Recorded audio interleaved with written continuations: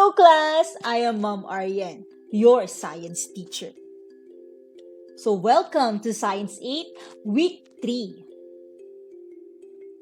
So for our most essential learning competency, or MELC 17, explain physical changes in terms of the arrangement and motion of atoms and molecules.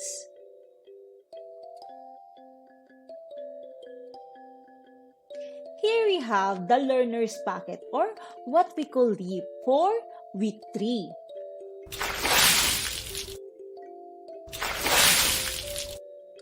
So for this week's bucket of why, what is water cycle?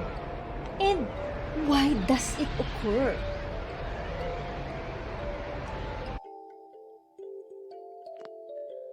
Matter commonly exists on Earth in 3 different forms: solid, liquid, or gas, which are called the 3 states of matter. The main difference of the 3 is based on how the molecules move.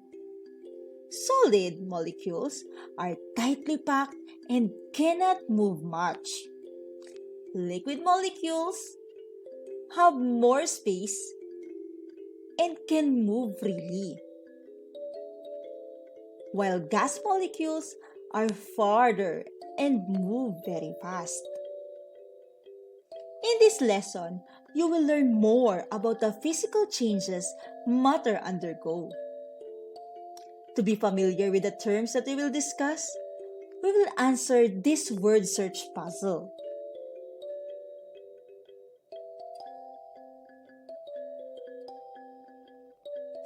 Let's find the words hidden in the puzzle. First, melting. 3, 2, 1. Melting. Next, freezing. 3, 2, 1. Freezing. Next, condensation. 3, 2, 1. Condensation. Evaporation. 3, 2, 1. Evaporation. Sublimation. 3, 2, 1. Sublimation. Deposition. Deposition. So, matter can change from one state to another without a change in chemical composition. This physical change is called phase change. And the first phase change that we will talk about is melting. Melting happens when solid turns to liquid. When solid is heated, it absorbs energy, enough to overcome the force that holds the particles together. The attraction between particles becomes less, allowing them to move freely. When this happens, the melting point of the solid is reached, and the solid melts.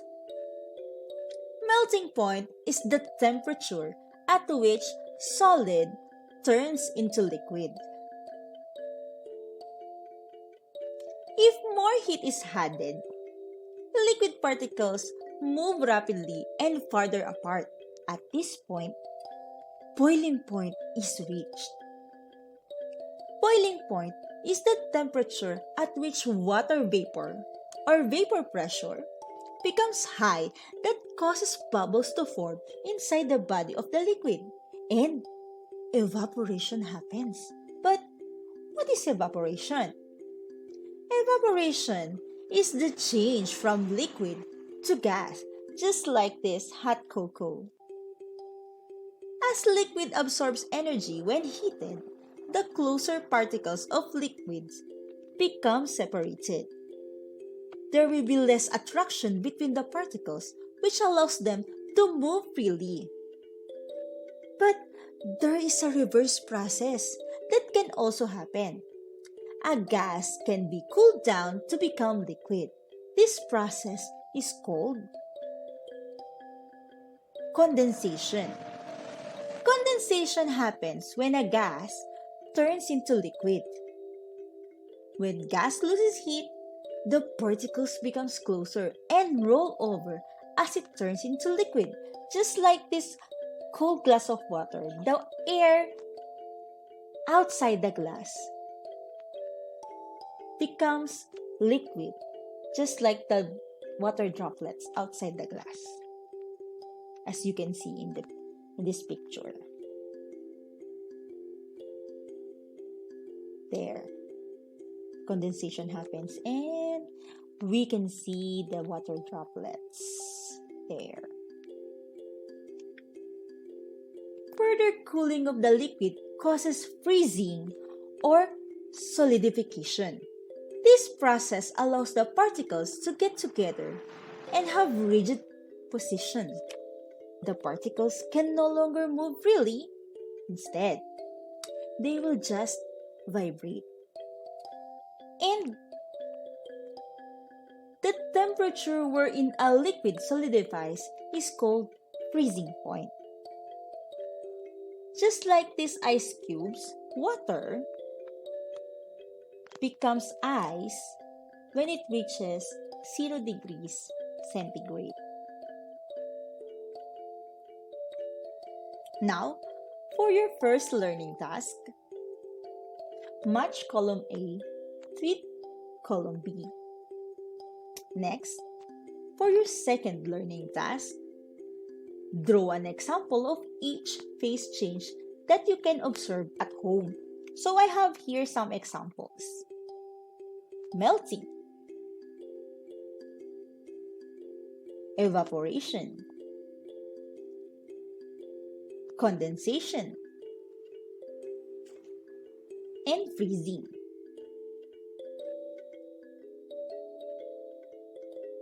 But what object can do all those phase changes?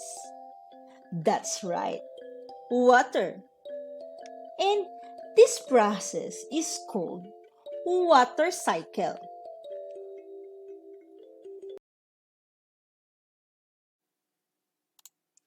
Here we have the water cycle diagram. Label the arrows with the correct word that corresponds to the process involved. So here I have a diagram of the water cycle. So as you can see, we have the process.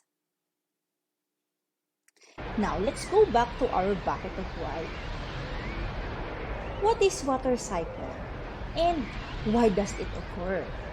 So water cycle is the path that all water follows and is moved around Earth in different states.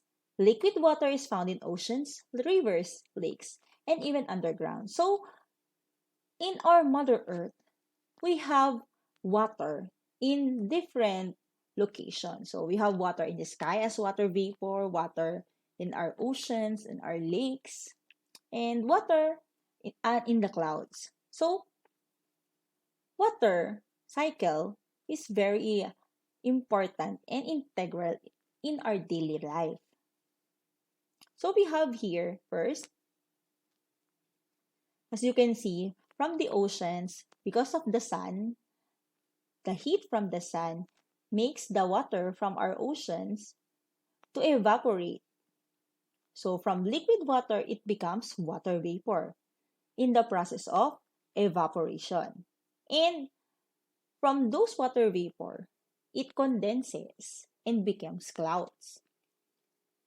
So when the clouds forms and it accumulated a lot and enough water vapor, the clouds will then becomes rain in a form of precipitation. And that is from gas into liquid form. And then as the rain falls, it falls down in our earth, in the soil, and then it will be absorbed by the trees, the mountains, and then it will eventually go to the oceans, to the seas, to our lakes. And again, because of the sun, the heat from the sun makes the liquid water becomes water vapor and again make it another round. That's why it is called cycle, the water cycle. So that's it. That is our lesson for this week.